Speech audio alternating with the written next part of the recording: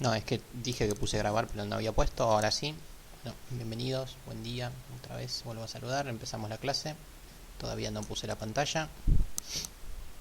Y lo primero que vamos a hablar es justamente lo que está preguntando Sin. No sé si se llama Cintia o no sé cómo.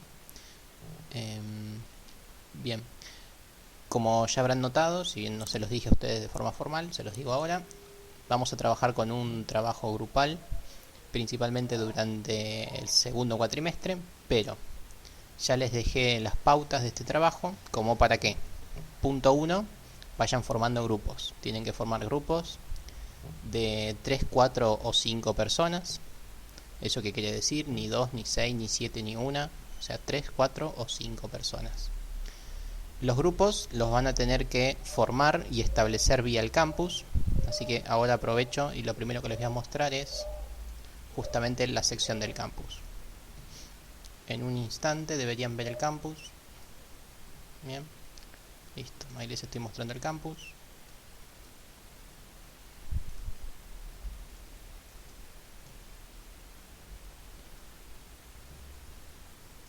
Listo, ahora sí, entramos a su campus correspondiente. Se van a fijar lo siguiente.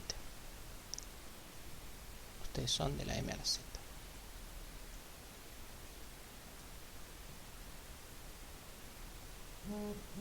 Primero un par de comentarios generales.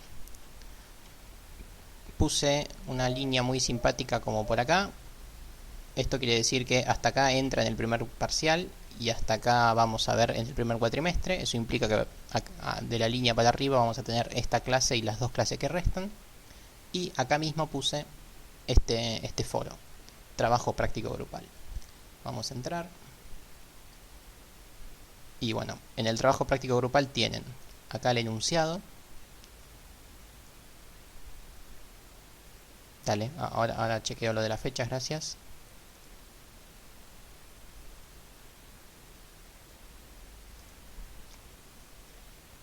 Puede ser porque siempre hago copiar y pegar de lo de los lunes, pero a veces me olvido cambiar las fechas. Bien, el enunciado lo vemos en un ratito, pero yo lo primero que quiero que hagan es que formen los grupos. ¿Cómo se hace para formar los grupos? Bueno, lo forman entre ustedes, 3, 4 o 5 personas, y cuando lo tienen listo, vienen a esta parte del foro y hacen clic en añadir tema y añaden un tema con esta estructura.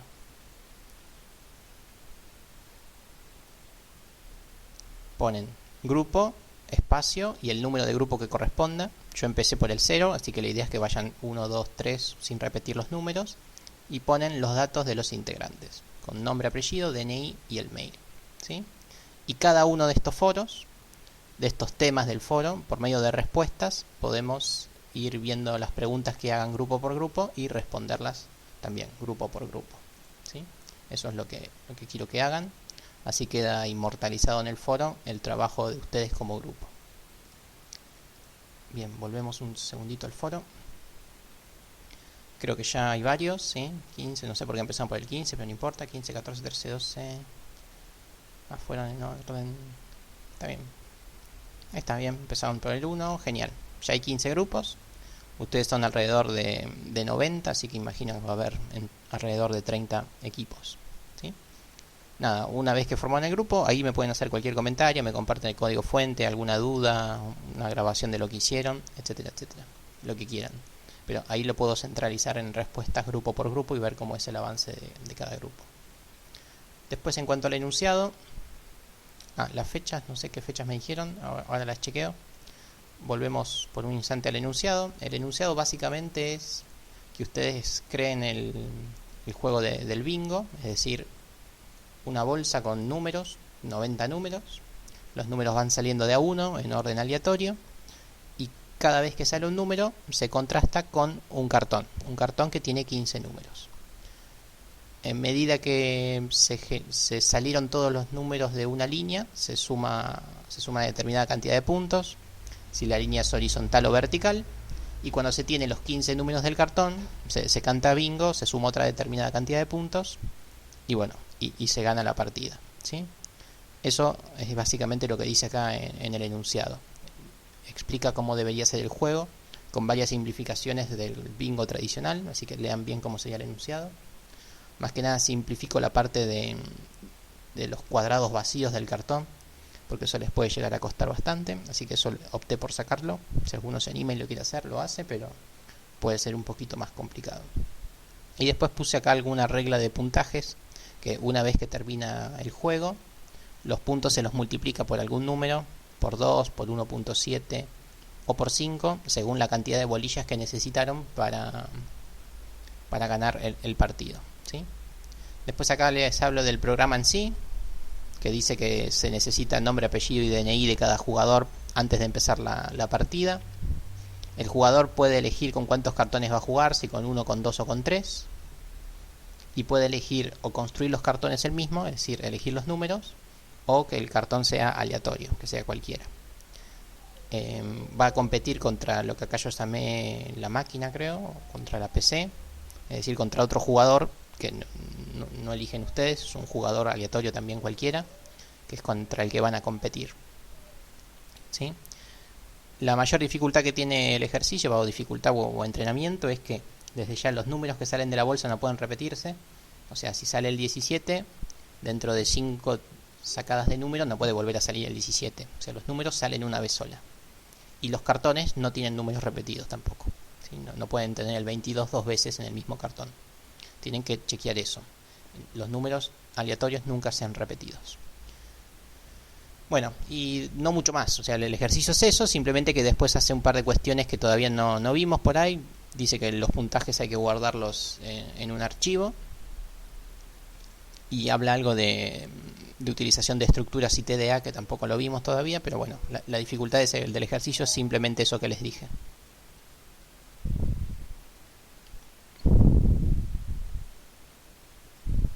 Sí, no puede haber números repetidos en el mismo cartón. Pueden tener 3 cartones y los 3 cartones pueden ser iguales, de hecho. Así que los números entre cartones sí se pueden repetir.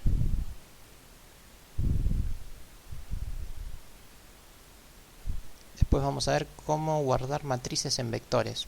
No se puede guardar matrices en vectores. Me parece que querés preguntar otra cosa. Con lo que saben por ahora, ya pueden hacer el 60-70% del TP. O sea, la estructura principal ya la pueden hacer sin ningún tipo de problema, con lo que saben de arrays y de matrices. Así que no es que falta ver algo como para que lo hagan. En las próximas clases vamos a ver un par de cuestiones que por ahí los ayudan, pero ya saben hacer todo lo que necesitan. Y bueno, y después, acá a modo de guía, lo que les pido... No, por favor, no pongan el DNI para el presente.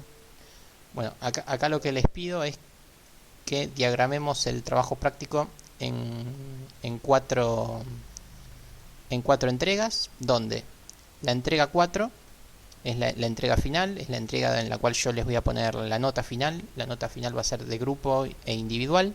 Eso implica que espero que todos trabajen por igual y que puedan demostrar que todos trabajaron por igual.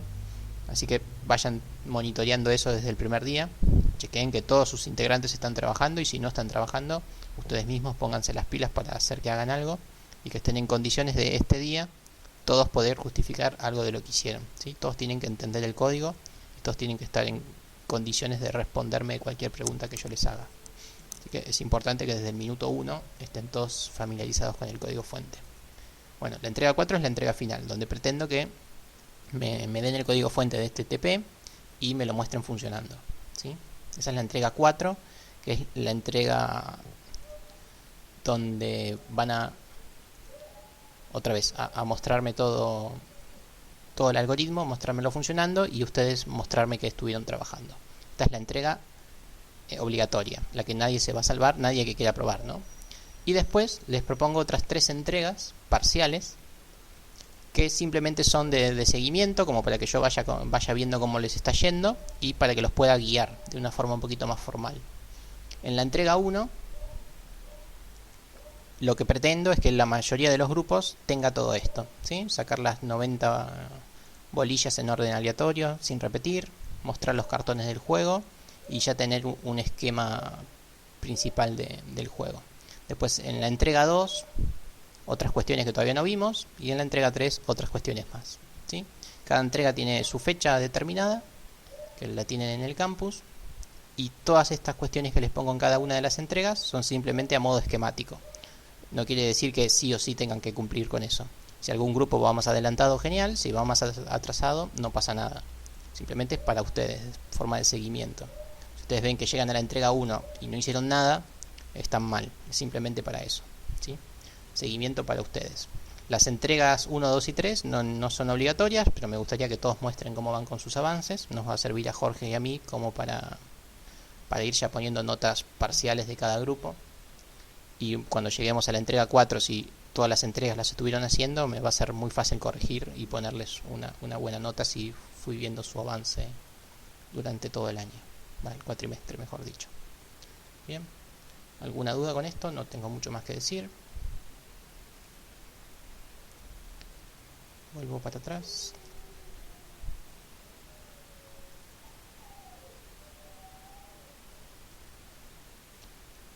Bueno, y además tenemos ya todas las fechas de... Ah, esto me decías. Lunes 7 de agosto. No, me parece que las fechas son... Déjame ver. Creo que son viernes, pero no cambié la palabra lunes. Ya lo chequeo. Esto era lo que me decía Sin.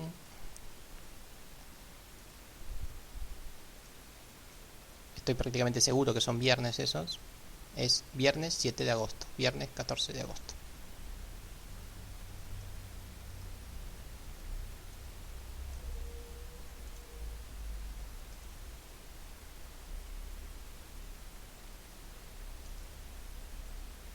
Me anda muy lento su chat.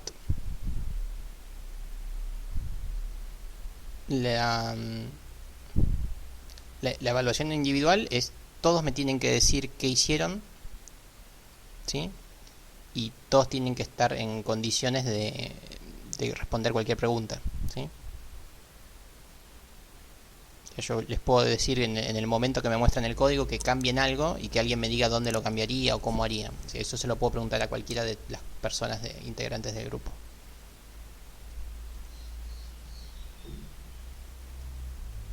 Si yo veo que en las entregas parciales todos hablan, todos participan, todos preguntan, voy a deducir que están trabajando todos. Pero si veo que siempre hay algún integrante que no está participando, bueno, ese va a ser candidato a que le pregunte cosas y que me demuestre que en verdad trabajó. Sí, sin y todos. Las fechas están bien. 14, 7, 21 son viernes, pero bueno, dejé la palabra lunes, pero las fechas están bien, ¿sí? Después lo cambio, muchas gracias. Bien, ¿alguna cuestión más con esto? Si no, ya empezamos con la clase.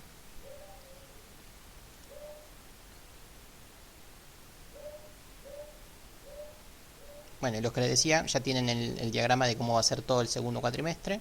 Y en rojo les puse cuándo serían las entregas, ¿sí? El viernes 16 de octubre sería la presentación 3. El 18 de septiembre la presentación 2. Fines de agosto la presentación 1. Y por acá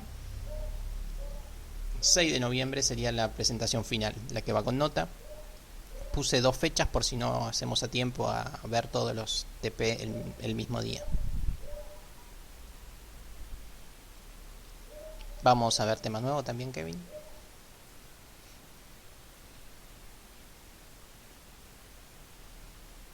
Y de paso ya tienen las fechas de los parciales también.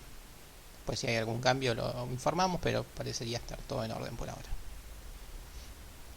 Bueno, ¿alguna cuestión más? Si no, ya arrancamos.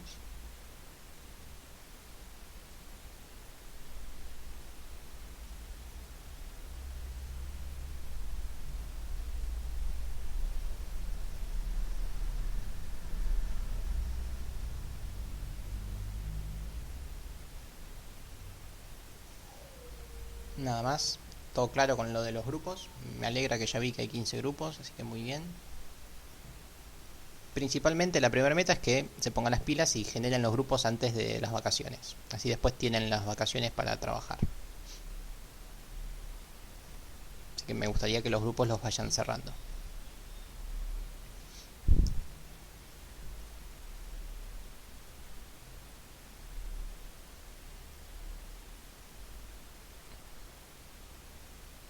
Bien. Creo que nada más. Recuerden, primer clase después de las vacaciones, tenemos el parcial. De vacaciones está en la página de la UNLA las fechas, no me acuerdo, pero algo así como del 9 de julio al 3 de agosto, una cosa así. Un mes más o menos, que en condiciones normales no es un mes exactamente, porque justo en esa fecha son los exámenes finales. Pero bueno, ahora como no hay exámenes finales, tienen un mes de vacaciones. Así que pueden usarlo para ponerse al día con la materia que necesiten. Bien, empezamos con la clase. La clase en primera instancia lo que vamos a hacer es resolver, entre comillas, el parcialito del viernes. O sea, no voy a resolver exactamente el parcialito, pero vamos a hacer algunas de las funciones o procedimientos que se les había pedido, ¿sí? Ahora me acordé de algo. Es importante, por favor, que cuando entreguen los parcialitos o el parcial, no lo entreguen así, por favor, porque le es imposible a Jorge corregirlo. Que entreguen todo sin formato. Bueno, hasta me cuesta hacerlo, no sé ni cómo lo hicieron, pero ya van varias personas que entregan todo perdiendo el formato, o sea, todo en el mismo renglón, ¿sí? Entonces, por favor, eviten hacer eso. Cuando manden el código fuente, que en lo posible tenga una estructura semejante a la que vemos en la clase. O sea, chequen que el editor que están usando no les rompe todo eso, ¿sí? O sea, fíjense de pasarlo a un editor que no lo rompa y después lo pegan en el campus. Sí, tengan mucho cuidado con eso, porque ya van varios que no pudo corregir Jorge. Es imposible pasarlo. Sí, imagino que es el campus o algún editor, pero bueno, al que le pasa eso, chequéelo, no lo envíe así, simplemente porque se lo puso así. Trabájelo de alguna otra forma para que quede bien. Nada, bueno, comentario que me acordé ahora. Entonces, para empezar la clase vamos a hacer estas funciones, o casi todas las funciones y procedimientos que vemos acá arriba, que son muchas de las que les pedimos que utilicen en el parcialito, salvo esta que se las pedimos solamente a los de los lunes, a ustedes no se las pedimos. Pero bueno, vamos a trabajar con esas. Así que las primeras que vamos a hacer son estas, las de siempre, como para entrar en calor. Le pido disculpas a los que se aburren y le parece que siempre explico lo mismo y que es muy fácil. Me disculpo con ellos porque yo sé que estoy siendo bastante repetitivo, pero es un tema fundamental que tienen que entender todos, que es el ABC de la programación. Si no entienden bien la cuestión de función, procedimiento y pasaje de parámetros, van a estar al horno en cualquier índole a nivel de programación. Entonces por eso repito tanto esto, ¿sí? Así que otra vez me disculpo para los que piensan que voy demasiado lento. Yo sé que es medio aburrido y monótono la primera parte de todo esto, pero bueno, tengo que asegurarme que las raíces están en su lugar, ¿sí? Bueno, entonces lo primero que vamos a hacer es lo clásico. No, seguro, pero bueno, por las dudas, para que no se me aburra nadie y se me vaya y se me desconecte, preste la atención a esto. Entonces, lo primero que vamos a hacer es el clásico elegir tamaño para que alguien elija el tamaño del vector. Después cargamos el vector de forma aleatoria y después lo clásico mostramos el vector, ¿sí? Entonces, lo primero que vamos a hacer es vamos a pedir que el usuario nos diga el tamaño, es decir, que cuando el usuario tipea el tamaño, lo vamos a guardar en una variable entera t y vamos a llamar a esa función que se llama elegir tamaño. Bien. Elegir tamaño es una función que no tiene ningún parámetro de entrada, es decir, no necesita nada para funcionar, ella funciona por sí sola. ¿Por qué? Porque elegir tamaño lo único que hace es un printf y un scanf. Así que pongo acá elegir tamaño y efectivamente elegir tamaño lo que hace es un printf, ingrese el tamaño que quiere.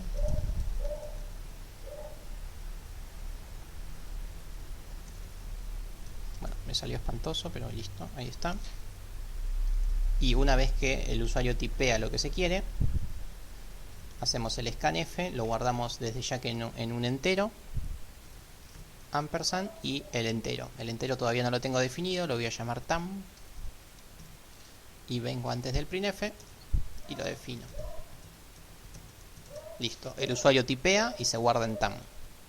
Y acá viene lo importante y lo que a la mayoría por ahí les cuesta comprender, que es justamente la diferencia entre función y procedimiento, que las funciones lo que hacen es, a un valor que está almacenado de forma local, lo devuelve a otro entorno, o sea, lo retorna a algún otro entorno. ¿A qué otro entorno? Al entorno que está llamando a esta función. Entonces, cuando yo llamo a esta función, ¿qué pasó? Yo la llamé en el main, elegir tamaño hizo lo que quería hacer, y lo que hace es que el tamaño, que era el local de elegir tamaño, se pasa a almacenar en la variable t. No el tamaño, sino lo que había guardado en tamaño. Lo que había guardado en tam se guardó en la variable t. ¿Eso llegan a comprenderlo? Esto es lo fundamental de los retornos. Es lo que por ahí más les cuesta. Muchas veces definen el tipo, pero no ponen el retorno, o retornan cosas cuando están en un void, o se marean bastante con eso, ¿sí? Esa es una función clásica. De forma local define un tam, al tam le da el valor que le tenga que dar haciendo lo que tenga que hacer, y ese valor lo retorna. ¿Lo retorna a dónde? Por lo general al main, pero bueno, lo retorna a cualquier entorno donde se llame a esa función. En este caso, elegir tamaño. Perfecto. Bien, una vez que tenemos el tamaño ya podemos definir a nuestro vector. Lo voy a llamar vector. ¿Y qué tamaño va a tener? Tamaño t. No hace falta igualar tamaño a 0, pero nunca está de más inicializar las variables. Cuando uno está seguro que la variable la va a utilizar enseguida y que la va a utilizar de una forma correcta, no hace falta inicializar la variable. ¿Sí? Así todo, yo les recomiendo que siempre la inicialicen. Ahora me acordé de otras cuestiones. Si uno declara una variable, no sé, claro, y no la utiliza, y no la utiliza en ningún momento del código fuente, esto a varios de ustedes les puede llegar a tirar error, ¿sí? Una variable declarada que no se usa. Si yo compilo, a mí me va a funcionar, pero me va a tirar esto que está acá. Bueno, a mí me funciona y no hace nada desde ya, hace lo único que hicimos. Ahí lo cerré como un tonto. Pero acá abajo lo que me dice es... ¿Dónde está?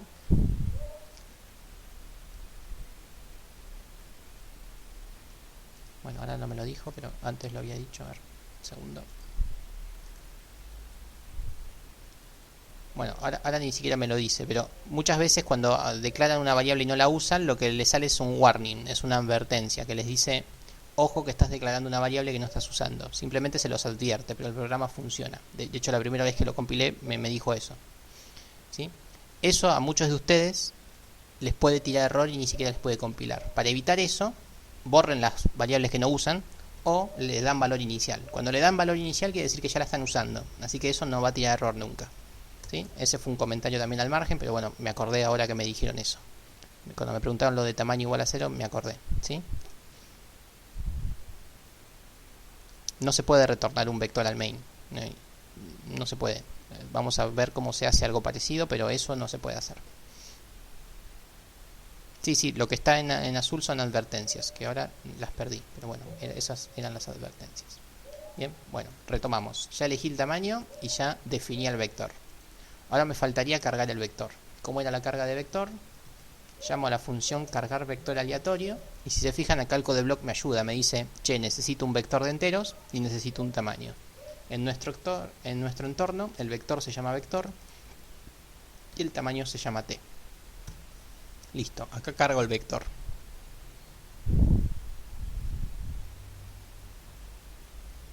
Eso se lo dije más que nada porque a Jorge muchas veces tampoco le compila eso, cuando ustedes mandan funciones que no están declaradas. Variables declaradas que no tienen ningún uso. Entonces eso a él le tira error y se tiene que poner a borrar esas variables muchas veces. Para evitar eso, no dejen variables declaradas que no usan. No está mal, no. De hecho, por eso tira un warning. Por lo general tira warning, o sea, te lo advierte, pero no quiere decir que esté mal. Es como comprarte, qué sé yo, un auto y andar en bici. Bueno, no está mal, pero bueno, ¿para qué lo compraste? Acá es igual, ¿sí? Bueno, vamos a hacer cargar vector, pero no cargar vector de cualquier forma, sino cargar vector de forma aleatoria. Esto como es siempre igual, un for que inicia en i igual a 0 y termina en i igual al tamaño, menor igual al tamaño, menor al tamaño mejor dicho, i más, y lo que hacemos es, como les pedí que sea de forma aleatoria, vector en la posición i igual a un número random, que no me acuerdo si yo en el parcialito de los viernes les pedí que esté acotado en algún rango, no me acuerdo si alguien me lo recuerda, entre menos 70 y 140. Menos 70 y... bueno, sí, supongamos que fue de menos 70 a 70. ¿Sí? ¿Cómo era esto? Era, si yo quiero que empiece en menos 70, listo, hago que empiece en menos 70. Le sumo un número random entre 0 y qué cosa para que llegue hasta el 70. Tendría que ser como mucho el 140. Para eso poníamos congruencia en módulos 141. ¿Sí? Porcentaje 141. Esto, el resto de la división por 141 me da 140, como mucho. Si yo le resto 70, va a llegar justamente hasta el 70. Excelente. Bien. Listo. Listo. Ahí tenemos la carga del vector con números entre el menos 70 y el 140, y el 70. Menos 70 y 70. Y lo otro que tenemos que hacer es el mostrar vector. Vamos a hacer mostrar vector.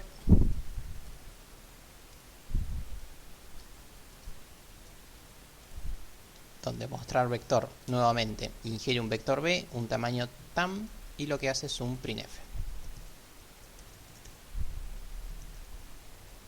Printf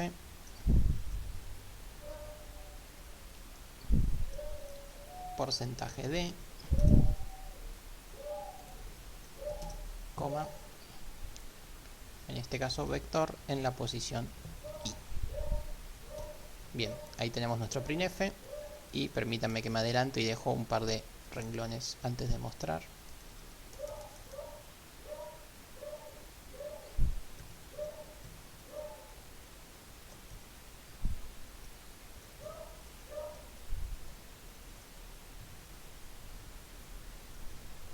Bien, lo clásico, lo de siempre. Odio este chat que se desvanece.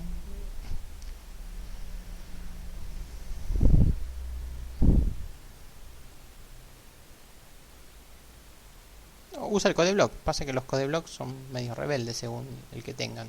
Vieron que a ustedes también muchas veces le tira algún error que no saben bien por qué es. De hecho, esto que yo hago acá, otra vez se los recuerdo, lo ideal es que lo hagan así.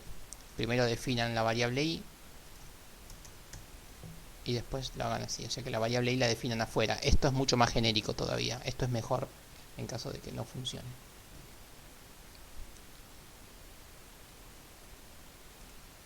Bien, ya tenemos mostrar vector. Y bueno, ya cargamos el vector. Ahora llamamos a mostrar vector. ¿Qué vector? El vector que se llama vector y que tiene un tamaño t. Compilo a ver si está todo bien. Voy a elegir un tamaño, no sé, 6. Y efectivamente acá tenemos un vector de 6 componentes aleatorias que parecería estar bien en su rango, menos 70 y 70. ¿Sí?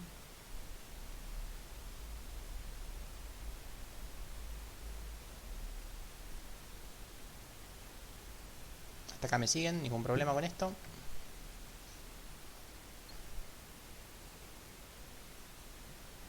Perfecto. Bueno, después tenemos posición del mínimo y posición del máximo. Vamos a hacer posición del mínimo. Este no me acuerdo si se los pedí a ustedes, pero lo que sí me acuerdo es que en los lunes los hicieron casi todos, lo hicieron mal. De hecho, no, a ustedes también se lo pedí y varios de ustedes lo hicieron mal también. Es bastante fácil, pero muchos hicieron bastantes cosas mal que ahora las detallamos. ¿Cómo es la posición del mínimo? Primero, necesito guardar la posición. ¿Sí? Y lo otro que voy a necesitar es guardar el mínimo. El mínimo, recuerden que se lo guarda con el vector en la posición 0. ¿Sí? Se inicializa al mínimo o al máximo en su defecto con la posición 0 del vector. Y la posición se inicializa en 0. Muchos inicializaron la posición con el vector en la posición 0. Eso está mal, eso no funciona como debería. Hace otra cosa. ¿Sí? Entonces el principal error que cometieron era ese. Inicializaron también la posición como vector en la posición 0. Y eso no es así. Tienen que inicializarlo en 0. Esto es importante.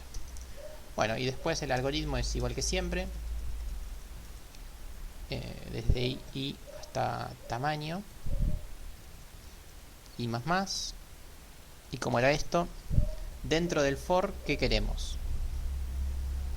Queremos que si el vector en la posición que nos dice el for es menor que el mínimo, redefinir al mínimo como el vector en esa posición. Esto es fundamental que lo hagan. Si bien esto se hace para encontrar el mínimo, hay que hacerlo igual. Si bien lo que más nos importa es guardar la posición. O sea, la posición la pisamos con el i que cumplió la condición. O sea, esto es lo más importante del algoritmo. Pero no quiere decir que no tengan que guardar también el mínimo. ¿Por qué? Porque si no guardan el mínimo, el if se va a cumplir siempre en el mismo caso. Entonces tienen que ir pisando también el mínimo con el nuevo mínimo justamente. Si no, no van a poder encontrar bien la posición. Eso también lo hicieron varios mal. Varios ignoraron esta parte de acá. Esto tienen que ponerlo también. Bueno, y una vez que termina eso, es necesario el retorno. ¿Qué cosa se va a retornar? Lo que nos importa, que es la posición. Sí, si no, compara siempre con B0, que es lo que definieron como mínimo, efectivamente. Entonces tienen que poner eso sí o sí.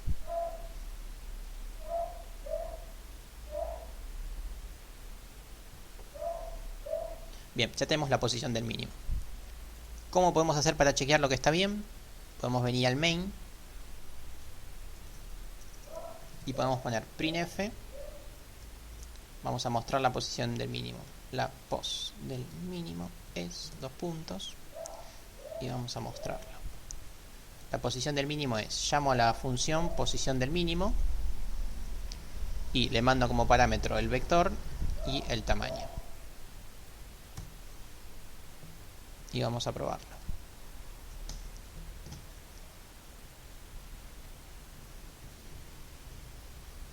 Vamos con 9 componentes. Acá tenemos. Estas son las 9 componentes.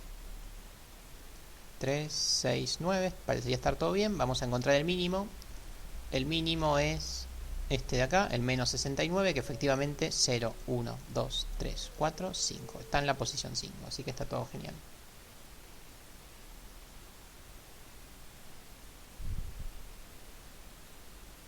¿Sí? Hasta ahí me siguieron. Está todo joya. Ya tenemos la posición del mínimo. Ahora vamos a hacer... No.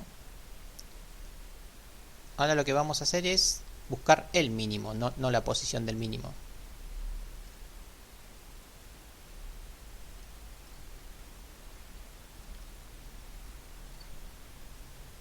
No sé por qué me salta ese cartel. Ahora ya vuelvo.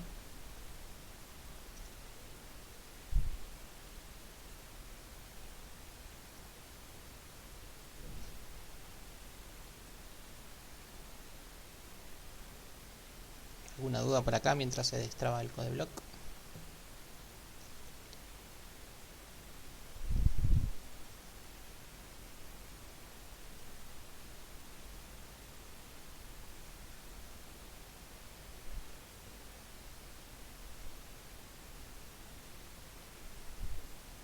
Bueno, se murió feo.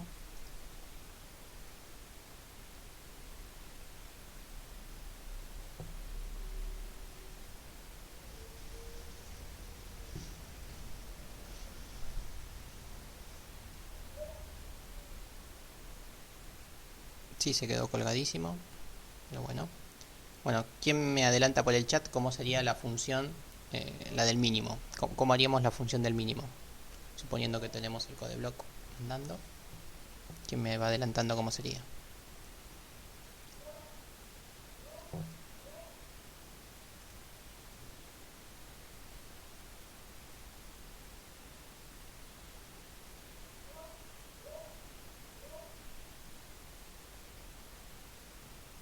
efectivamente, ¿no? En líneas generales es lo mismo que la anterior, ¿sí? Todas las respuestas que me dieron es lo mismo que la anterior, lo mismo que la anterior, lo mismo que la anterior. Efectivamente. Eso está bien, pero ¿qué pasa?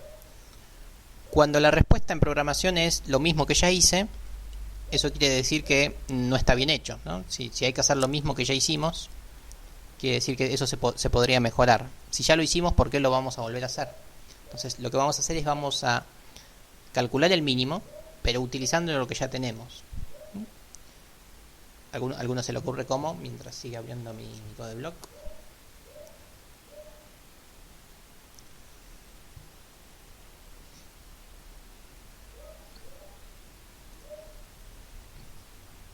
Bueno, creo que este. Estamos en el lugar que estábamos. Sí, perfecto. Creo que no se perdió nada. Sí, efectivamente vamos a llamar a esa función. Vamos a ver cómo. Permítanme ver si la función estaba bien, porque por ahí se colgó porque estaba mal la función. Desde i igual 0 hasta menor que tamaño, y más, posición. Sí, estaría todo bien. Se colgó porque se colgó, simplemente por eso. Bien, entonces la función que vamos a hacer ahora es el mínimo, no la posición. Entonces venimos a esta función. Mínimo del vector. Es la que vamos a hacer ahora.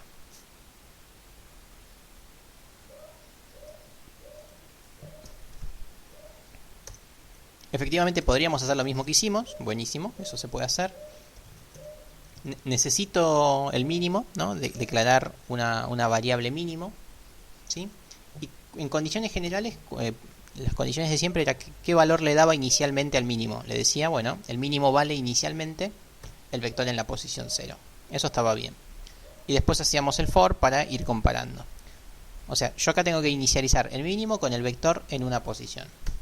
Pero ¿por qué inicializarlo en 0 si ahora yo sé cuál es la posición del mínimo? ¿Sí? Yo ya conozco la posición del mínimo. Entonces, volviendo al ejemplo anterior, ¿se acuerdan que la posición del mínimo estaba en 5? Si esto ya me retorna el 5 y yo voy al vector en la posición 5, quiere decir que ya tengo el mínimo. De hecho, acá ya lo conseguí. O sea, yo ya sé dónde está el mínimo. Inicializo el vector, inicializo el mínimo con el vector en la posición del mínimo. Y este es el mínimo, ¿sí? Es ese y no queda otra. Entonces acá después digo return mínimo. ¿Sí? Esta es una forma de reutilizar lo que ya teníamos.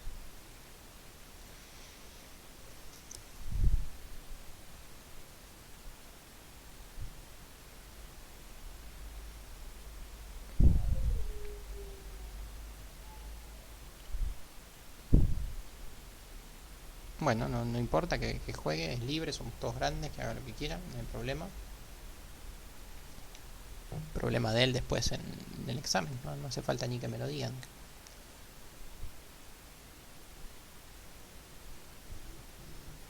Ok, ¿se entendió esta función? Mírenlo con calma.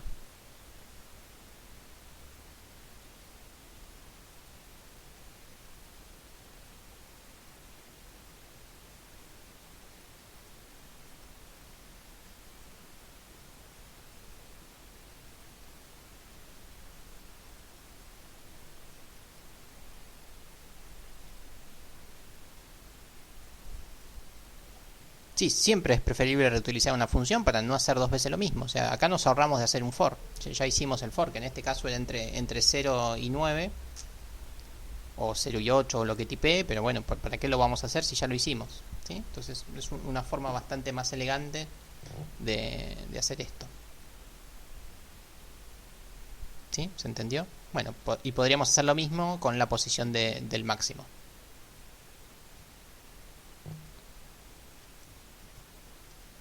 ¿Bien? Entonces ahora lo que voy a hacer es voy a mostrar el mínimo. El mínimo es, y acá voy a llamar a mínimo del vector. Vamos a probar que todo funciona. Teniendo el máximo, averiguar la posición. No, eso no se podría hacer. No, porque por ahí tenés varios máximos Y bueno, sí, podrías. Sí, sí, creo que sí. Debería pensarlo.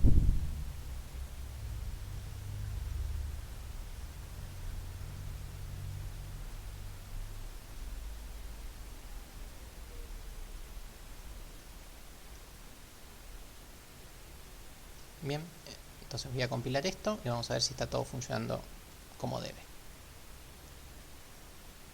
¿Qué pasó? Ah, bueno, mínimo del vector. ¿De qué vector? Obviamente, vector y t.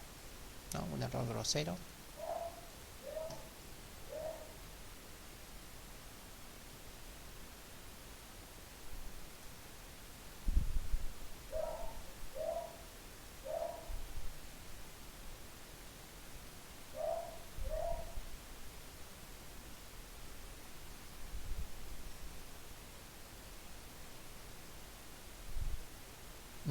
Me quedé medio colgado leyendo la pregunta.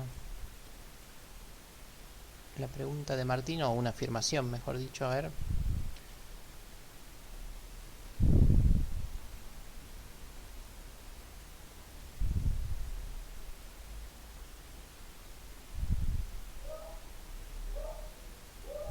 Sí, no entiendo lo que escribiste, pero efectivamente hace una función, porque está haciendo algo distinto. Está mostrando, está consiguiendo el mínimo, no la posición del mínimo. O sea, hace algo distinto, efectivamente. Hace muy poco, ¿por qué? Porque casi lo difícil ya lo hizo otra función. Pero está haciendo otra función.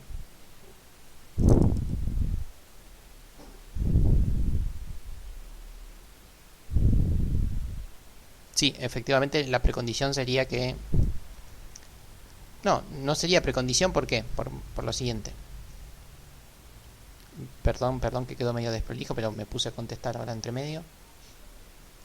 Cuando uno llama a mínimo de vector llama a posición del mínimo. O sea, en este momento se ejecuta posición del mínimo. O sea, no hace falta haberlo ejecutado antes. O sea, yo puedo borrar tranquilamente esta línea y todo va a funcionar igual. No hace falta llamarlo antes. ¿Por qué? Porque se llama en ese momento.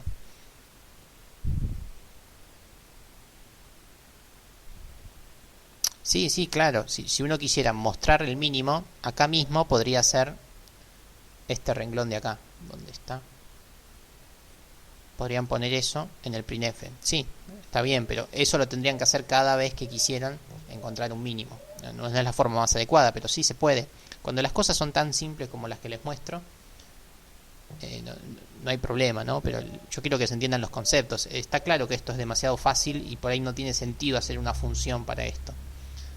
Pero otra vez, yo estoy haciendo hincapié en el concepto y en la utilización de las funciones. Esta es una función de un solo renglón. Da pereza hacerlo justo en otra función. Pero bueno, sería lo ideal. Bueno, vamos a probar si funciona. Vector de 11 componentes. Acá están las 11 componentes. La más baja de ellas es esta, que está en la posición 0, 1, 2 y 3. Es decir, la posición está bien y el mínimo también está bien. ¿Sí?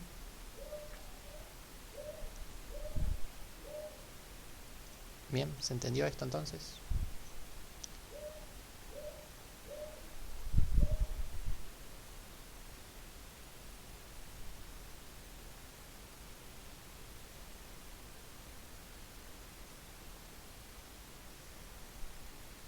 Excelente. Vamos a seguir con alguna más.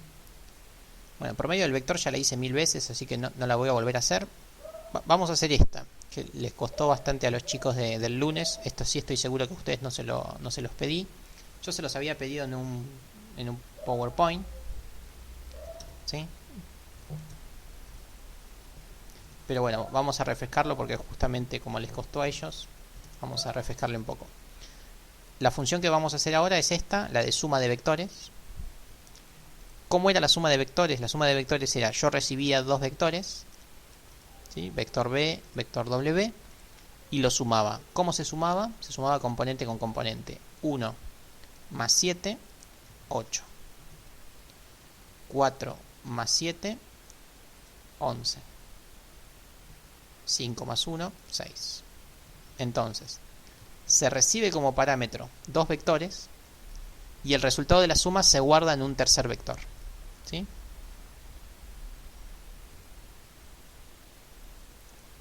Sí, suma de vectores. Se los pedí en un PowerPoint, pero en el examen no se los pedí. Salvo que me falle la memoria, pero me parece que no se los pedí. Entonces, no solamente necesitamos un solo vector, sino que necesitamos otro vector más, que es el vector que vamos a sumar, ¿sí? El vector tiene que tener el mismo tamaño. ¿Por qué? Porque si no, no se puede sumar. Entonces, este tiene 3 componentes, este también tiene 3 componentes. Y el vector no debería estar vacío, así que vamos a cargar el vector. Voy a cargar el vector de forma aleatoria también, el vector 2, que tiene un tamaño t. ¿Lo pedí? Bueno, genial entonces. Entonces, declaro un nuevo vector 2, lo cargo de forma aleatoria, y ya que estamos, lo muestro también. Listo. Tengo un vector 2, lo cargué y lo muestro. Y el vector 2 lo voy a sumar con el vector 1. Y ese resultado lo voy a guardar en un nuevo vector. Así que voy a definir otro vector que se llama resultado. Entonces, la suma de vector 1 con vector 2 lo voy a guardar en resultado en la posición t. Entonces, ¿cómo se hace esto? Yo tengo que llamar a suma de vectores, como se llame.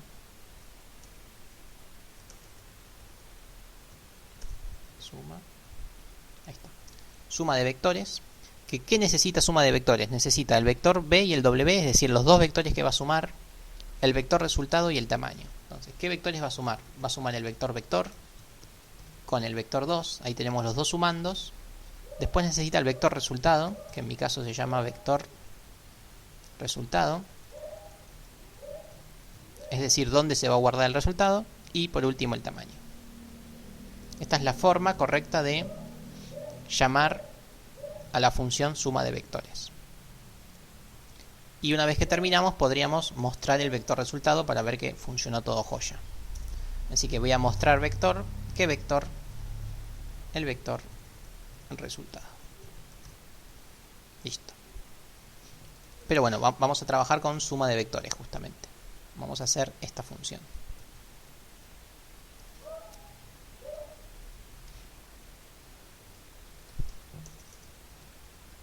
Esta función, acá tenemos b y w, que son los vectores que sumo, y resultado, que es el vector que voy a guardar.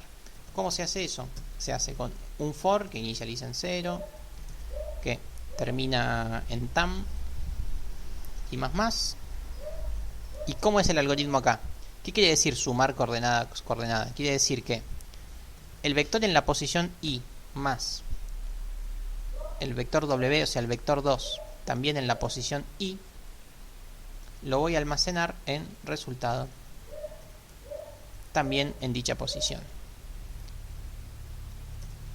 Es decir, para todas las posiciones, o sea, para todas las i's, voy a hacer la suma, y esa suma la voy a guardar en la posición i, pero del nuevo vector.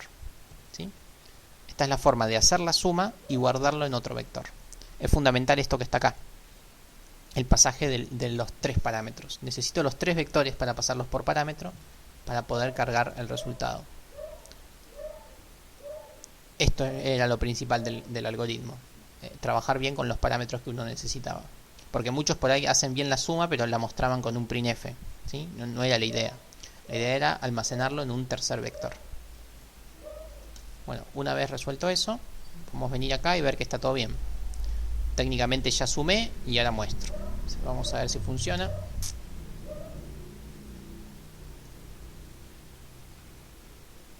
Vamos a definirlo de 7 componentes y vamos a chequearlo. Tenemos vector 1, vector 2, y vamos a ver si está funcionando bien la suma. Menos 44 más 33 da menos 11. 55 más menos 67 efectivamente da menos 7. Y nada, verifico el último. 34 más menos 9 efectivamente da 25. Así que deduzco que están todos los otros bien, ¿sí? Ese es el procedimiento suma de vectores. No se puede declarar el resultado dentro del procedimiento, porque si no, no se lo puedes dar al main nunca. El main nunca va a tener el resultado. Así que no se puede. O sea, poder se puede, pero lo perdiste, está mal. O sea, Lo declaraste de forma local, lo sumaste de forma local, si querés lo mostrás de forma local, pero perdiste el dato. Después que terminó el procedimiento, el dato se perdió. Perdiste el vector para siempre. La idea justamente es no perderlo nunca, que quede guardado. Porque uno no suma por sumar. O sea, acá estamos sumando porque se los pido yo en el parcial, pero uno en la vida va a tener que sumar para conseguir un resultado y ese resultado lo va a tener que usar para algo. Entonces no tiene sentido perderlo y simplemente hacerlo.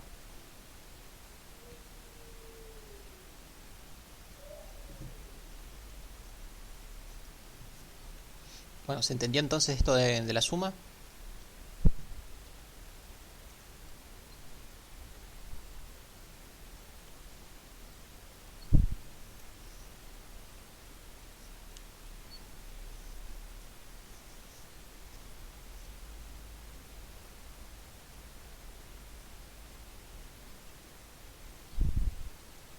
Bueno, genial. Y con eso ya hicimos todo lo que quería que hagamos del parcialito, que fueron las cosas que más por ahí les costaron y las que más me interesa que afiancen. Y les dejo a ustedes estos tres para que los hagan ustedes. Son parecidos. Por ejemplo, la primera función es conseguir un entero aleatorio, pero el aleatorio uno va a elegir entre qué número y qué número, ¿sí? Por ejemplo, acá cuando yo cargué el vector aleatorio, lo forcé a que sea entre menos 70 y 70. ¿Por qué? Porque así era el parcialito, ¿sí? Pero lo estoy forzando yo acá. Y eso de forzarlo mucho no me gusta. Lo ideal sería que uno elija por parámetro cuál es el mínimo y cuál es el máximo, ¿sí? Entonces esta función devuelve un aleatorio entre mini y maxi. Si uno manda 7 y 10, manda un aleatorio entre 7 y 10. Eso es lo que hace esta función. Después, quiero que hagan este procedimiento, que básicamente también es cargar un vector aleatorio. Pero el aleatorio no es cualquier aleatorio, es un aleatorio entre mini y maxi, justamente. Y una vez que tenemos eso, les pido este último, que carguen un vector con números aleatorios, también entre mini y maxi, pero que no están repetidos, ¿sí? Así que traten de hacer estos tres procedimientos. No se tiene que entregar, es para que lo hagan, ¿sí? De hecho van a necesitar cosas muy parecidas en el TP, así que esto es un buen momento como para que empiecen a hacerlo. No hay que entregarlo.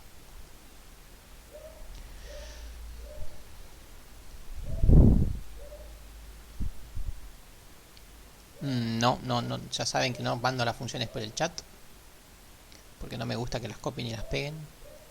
Prefiero dárselos en PDF. Así lo tipean por lo menos una vez. Ya más adelante, cuando seamos más grandes y cuando esté convencido de que todos hacen el esfuerzo por programar, ahí sí, pero ahora por ahora no. Sí, el PDF siempre lo subo al campus, tranquilos. Lo que no se repitan los números nunca lo vimos como un tema en sí, pero es algo muy simple, es simplemente un while que chequea que el número no salió. De hecho, cuando hicimos el ejercicio de frecuencia, ahí teníamos que hacer algo muy parecido.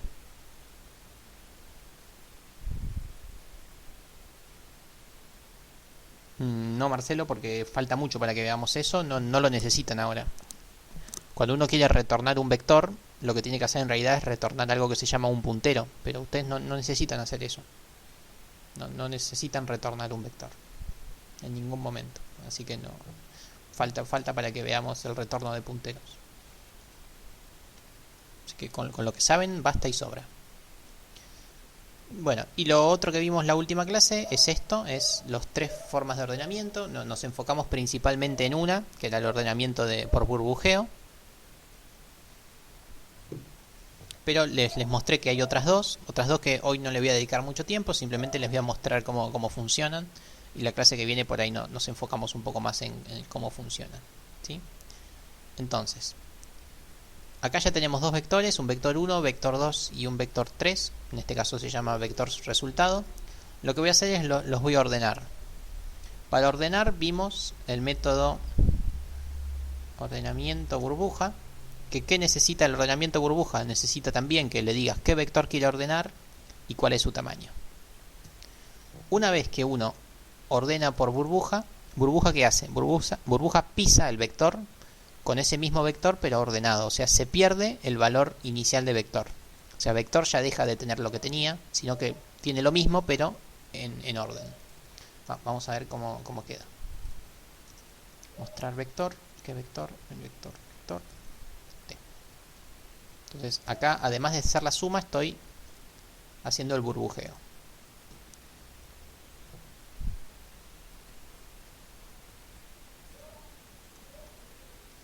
Vamos a hacerlo de 9 componentes. Bien. Estoy ordenando este vector, ¿sí? ¿Cómo sería este vector ordenado? Sería menos 53, menos 49, menos 6, 3, etcétera, etcétera. Y acá lo tenemos, ¿ven? Acá está ordenado, ¿sí? Entonces, ¿qué hizo el burbujeo? El burbujeo, yo acá estoy mostrando el vector. Sin embargo, cuando lo mostré, me lo mostré ordenado. O sea, es fundamental que vean esto, que el burbujeo o cualquier otro método de ordenamiento pisa el valor del vector. Así que tengan cuidado con eso. El vector original se perdió, sino que en ese mismo vector se guardó el vector ordenado, ¿sí? ¿Se entiende eso? Más allá del método en sí.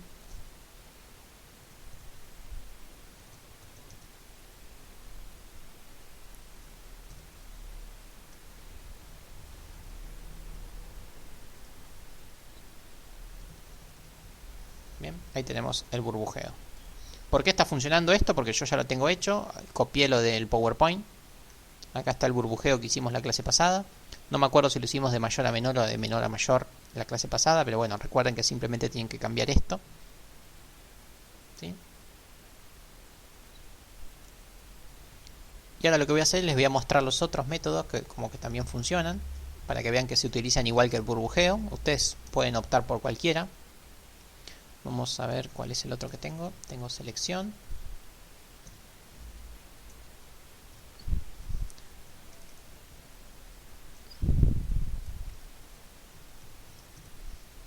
Pero ahora voy a ordenar el vector 2 por el método de selección. Y voy a mostrar cómo quedó.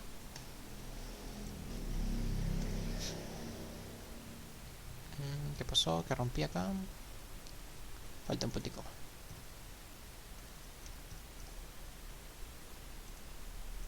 Dale, gracias Tomás.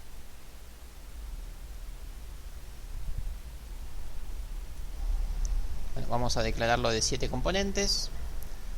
Este es el vector 1, que acá está ordenado por medio de burbuja. Y selección me ordena el vector 2. Vamos a ver cuál es el vector 2. El vector 2 era este, así que ordenado debería ser menos 38, menos 17, menos 9, etcétera, etcétera. Menos 38, menos 17, menos 9, etcétera, etcétera, ¿sí? Entonces ahí vemos cómo el ordenamiento de selección funciona de una forma parecida al burbujeo, ¿sí? También pisa el valor del vector. Y por último tenemos otro ordenamiento más, que son los 3 clásicos, que es el ordenamiento inserción, que en este caso vamos a ordenar el vector resultado y también tenemos que decirle el tamaño. Los 3 ordenamientos, recuerden que los tienen ya en el PDF, en el PowerPoint también, y ahora lo van a tener también en esto que les voy a subir yo.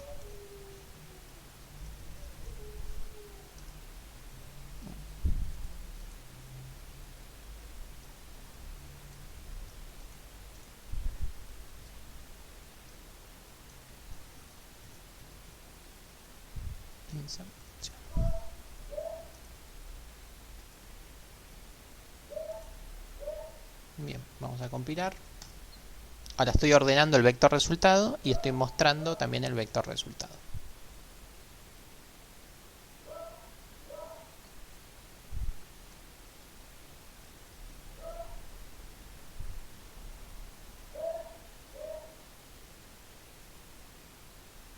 Sí, efectivamente, cada vez que compilo da resultados distintos porque las variables son todas aleatorias, ¿sí? Los vectores cambian todo el tiempo, cada vez que compilo cambia, así que sí, efectivamente. Bueno, vector 1, vector 2 y acá tenemos la suma. Entonces lo que estoy ordenando yo es la suma. ¿Cómo queda la suma ordenada? Queda menos 70, menos 52, menos 52, menos 14, menos 1, ¿sí? Menos 70, menos 67, menos 52, menos 52, menos 14, menos 3, menos 1. Bueno, cuando lo ordené yo leyéndolo, lo ordené horrible, pero efectivamente es así, ¿sí? Menos 70, menos 67, 52, 52, menos 14, menos 3, menos 1. Son casi todos negativos, ¿sí? Entonces, nada, ahí tienen una forma de utilizar los métodos de ordenamiento que vimos la clase pasada. Los algoritmos los tengo acá, ¿sí? Los copié del PowerPoint. Yo ahora cuando se los subo ya los tienen, ¿sí? Pueden usar cualquiera ustedes, el que más les guste.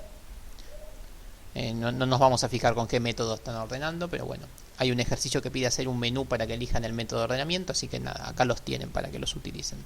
La clase que viene o la próxima, en la que tengamos más tiempo, les cuento un poquito cómo funcionan haciendo algún dibujito o algún diagrama. Bien, entonces ya terminamos con todo lo que sería el repaso. No sé si hay alguna duda.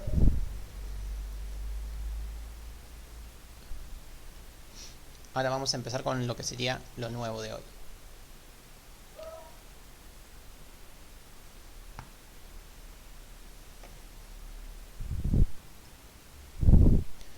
Bueno, empezamos con lo nuevo.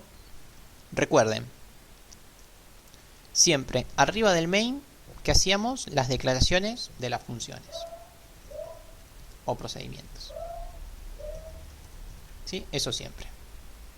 Y abajo del main, que hacíamos, definíamos la implementación o cuerpo de las funciones o procedimientos. ¿Sí? Siempre igual. Y entre medio el main. ¿Qué ocurre? Bueno, antes de decir qué ocurre, recuerden que también es fundamental que cuando entreguen un trabajo pongan todas las pres y las post condiciones de cada una de estas funciones y procedimientos, ¿sí? De cada una de ellas. Hoy no lo voy a hacer tampoco porque ya me pasé 1 hora y media de clase, pero no se olviden que justo arriba del main van todas las pre y las post condiciones de cada una de las funciones y los procedimientos. O sea, en la entrega final del TP voy a pretender que tengan esto, ¿sí? Es fundamental eso. Y bueno, ahora sí pasamos a lo nuevo. ¿Qué estamos notando? Estamos notando lo siguiente. El código está muy ordenado, está súper ordenadito, se lo ve bastante bien. El problema es el siguiente, ¿no? Ya tenemos 200 líneas de código, más o menos 200 líneas de código. Es muy difícil, yo cada vez que tipié algún procedimiento o alguna función, dije, bueno, ahora vamos al main. Y medio que me perdí y no encontraba el main. Tantas líneas, me empiezo a perder. Entonces lo que vamos a ver ahora es cómo administrar un poquito mejor nuestro código fuente, como para ser aún mejores programadores y más ordenados con todo esto. Lo que vamos a hacer es lo siguiente. Presten atención a los pasos porque es fundamental que los hagan bien, si no, no les va a funcionar ni para atrás ni para adelante. Vienen a File, New, File, o sea, vamos a crear un nuevo archivo. ¿Qué tipo de archivo? Este que está acá, archivo H. Archivo H o archivo de cabecera, que se llama. Acá venimos a dónde lo queremos guardar. Lo vamos a guardar en la carpeta de nuestro proyecto. Nuestro proyecto se llama clase 15 del 6 porque estoy reutilizando la del lunes. ¿Ven? Estoy parado en la carpeta donde está mi programa. Entonces acá voy a crear un archivo que se va a llamar funciones, yo lo llamo así, .h, o sea, hay que declarar esto, la extensión del archivo, hay que poner funciones.h y ponemos guardar. Y este paso es fundamental, tienen que tildar estas dos opciones, ¿sí? No se olviden de eso, por favor. Y apretamos Finish. Al hacer eso, en nuestro proyecto aparece una nueva carpeta, la carpeta Headers o cabeceras. Y dentro de esa carpeta aparece nuestro nuevo archivo funciones.h, el que creamos recién. ¿Para qué creamos este archivo? Para poner la cabecera. ¿Qué es poner la cabecera? Poner todas las declaraciones. O sea, todo lo que teníamos arriba del main, ahí que nos molestaba y nos arruinaba la vida, que eran simplemente definiciones, las definiciones ahora las ponemos en otro lugar, en lo que se llama archivo.h. ¿Sí? Todas las declaraciones de las funciones y procedimientos van en los archivos .h. ¿Okay? ¿Me siguen hasta ahí? Buenísimo, entonces ya está. Ya nuestro main quedó mucho más visible. Nuestro main está acá. Punto final. El problema es que también me molesta un poco todo esto que tenemos acá, ¿no? Entonces todo esto que vamos a hacer, lo voy a copiar. Todo lo que es el cuerpo de las funciones lo copio.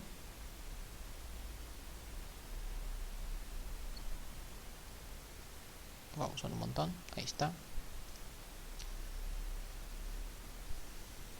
Listo, lo copio.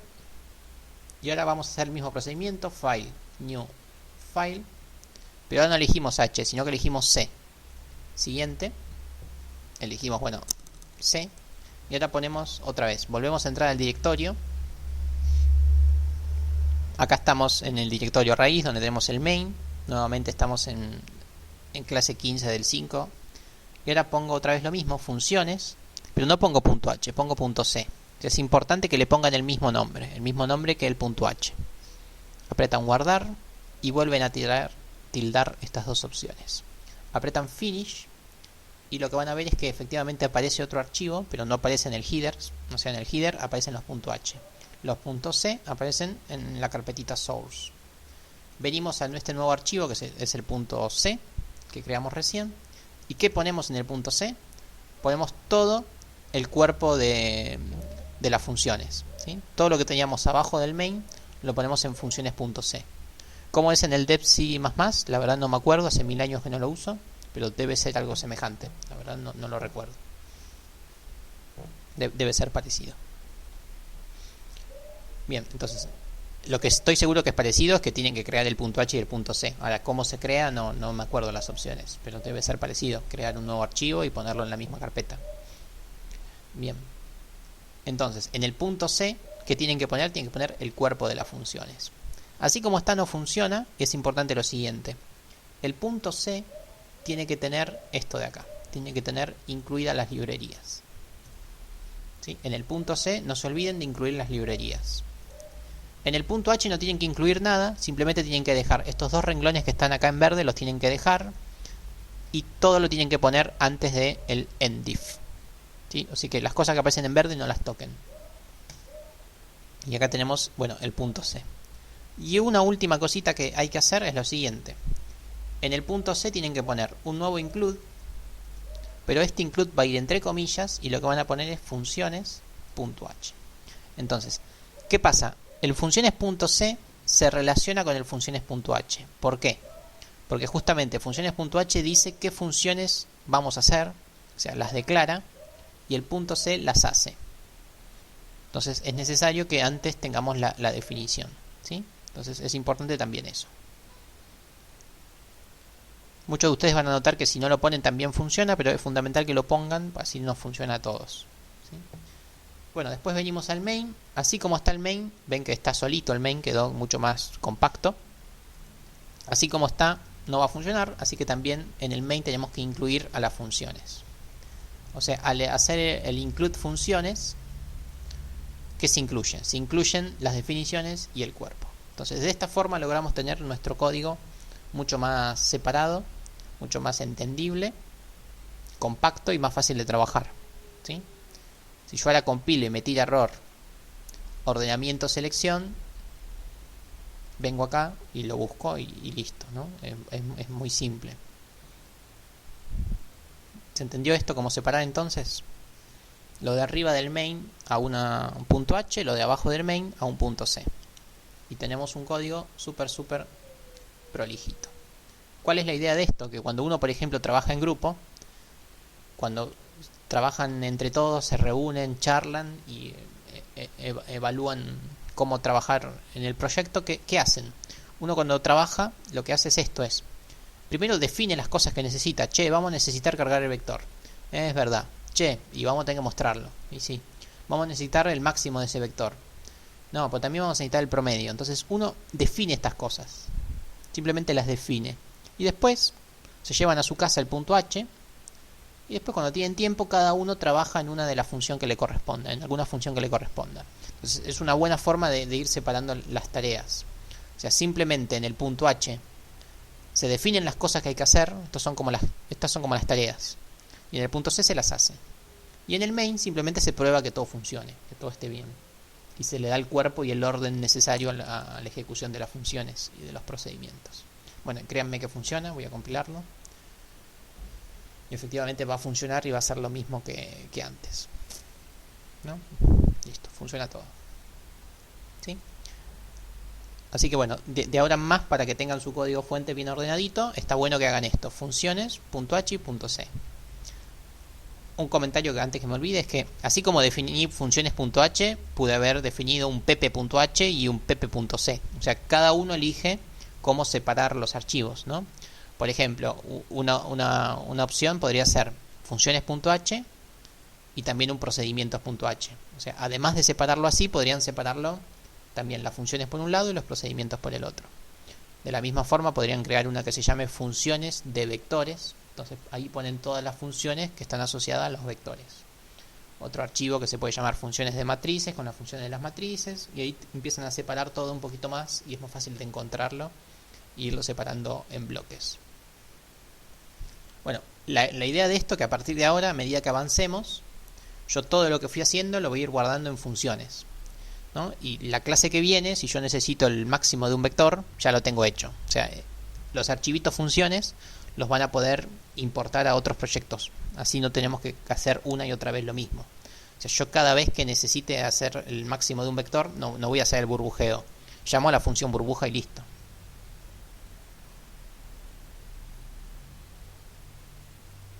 No sin lo mismo que dije antes.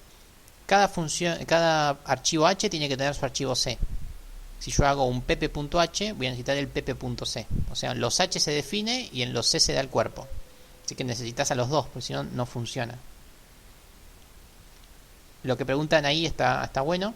Los parcialitos, como son simples y cortos, no lo vamos a hacer así. Van a seguir haciendo todo en el main, porque si no, tanto Jorge como yo nos vamos a volver chino importando el proyecto y viendo los tres archivos juntos.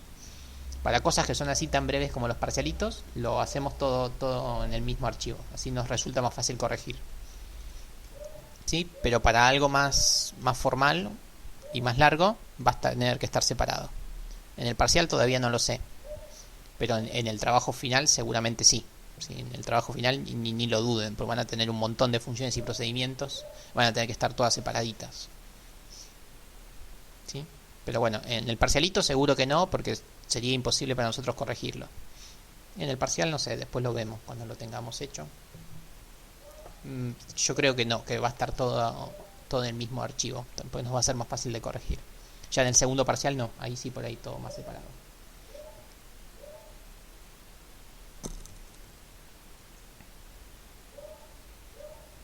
Depende de qué entrega. Las primeras 3 entregas son en vivo, o sea, yo doy la clase, 1 hora de clase, y después dedicamos 1 hora a que alguno de ustedes comparta la pantalla y me vaya mostrando cómo les está yendo. Y nada, habilitan el micrófono, comparten la pantalla o lo que sea y me van mostrando cómo va ese grupo.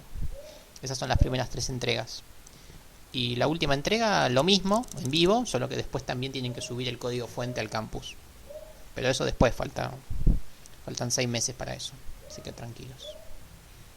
A medida que se aproximen las fechas lo vamos viendo, pero en línea general es así. Las primeras entregas en vivo me van mostrando cómo van, y la última comparten no solamente el programa, sino el código fuente.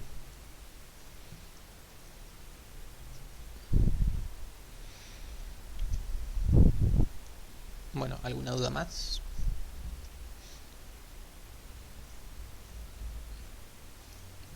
Ahora no se abataten con esto del separar en funciones. O sea, primero ustedes siempre trabajen en el main. Una vez que tienen todo en el main andando, funcionando lindo, recién ahí se dan el lujo de separarlo en 2 funciones, ¿sí? En H y en C. No empiecen a engolosinarse con estas cosas de ahora, porque no les va a entrar nada, no les va a funcionar nada. Así que primero tengan todo compilando, todo andando, y después empiezan a separar. Así ven cómo es la cuestión esta de los include. Pues se van a olvidar siempre de poner algún include y van a ver que no le funciona. Entonces, hasta que no se familiaricen, siguen trabajando tranquilos en el main. Y después empiezan a desdoblar todo en distintos archivos.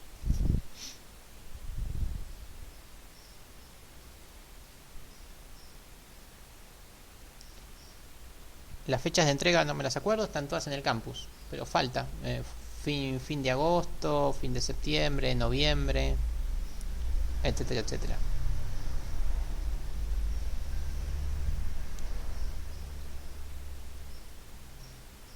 Nada más entonces. Yo ahora después en un ratito subo el video y subo todo esto.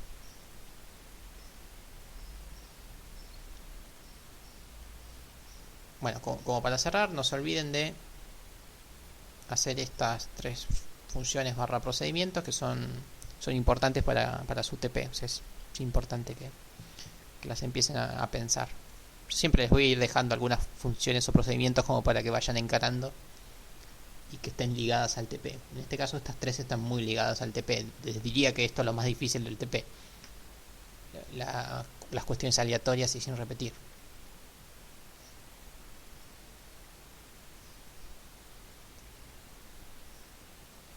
Bueno, si no hay ninguna duda más, vamos cerrando la clase.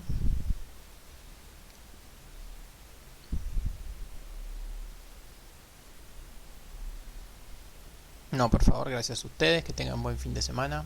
Damos ahí a su disposición cualquier cosa. Nos estamos viendo.